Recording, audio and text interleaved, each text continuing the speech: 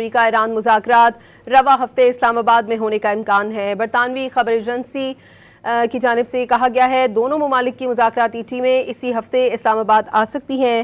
Writers کے مطابق پاکستان میں ایرانی سفارتی حکام نے بھی مذاکراتی دور کی تصدیق کر دی ہے۔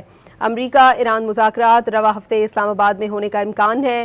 برطانوی خبر ایجنسی رائٹرز کی جانب سے یہ دعویٰ کیا جا رہا ہے دونوں ممالک کی مذاکراتی ٹیمیں اسی ہفتے اسلام آباد آ سکتی ہیں۔